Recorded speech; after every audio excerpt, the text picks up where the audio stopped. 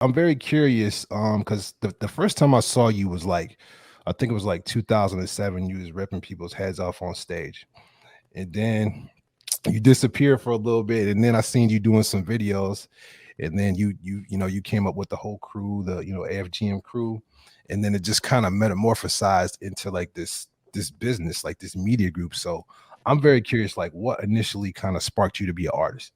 Mm.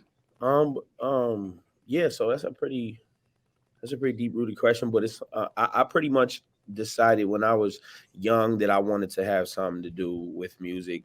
My grandmother forced me to play the piano. I was always performing and rapping and freestyling when people were doing all that.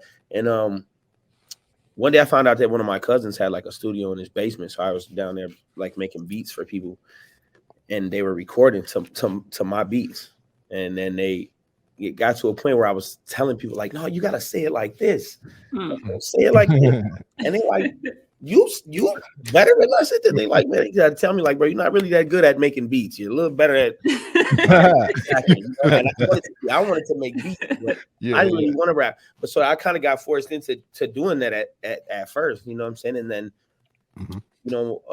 I don't know. I started clicking up with people that I saw that were passionate about it, and it inspired me and it motivated me to want to be passionate about it too. So then after I had children, I was like, man, I can't keep doing this for free. Like this got to be, I got to Mhm. figure out how For to like sure. Yes. monetize this situation because I can't just like, it was a lot of people that I knew that had rapped for like 10 or 15 years that weren't making any money. And I was like, hey, Mhm. like I love it. I'm very passionate about what I do, but I can't just do it for free all the time because I got to take care of my children too. So that's when it became, AFGM, and I started to learn about publishing and Mhm. things like that. And I got so wrapped up in the business side of it that I almost kind of fell back as an artist and really dove into being a producer.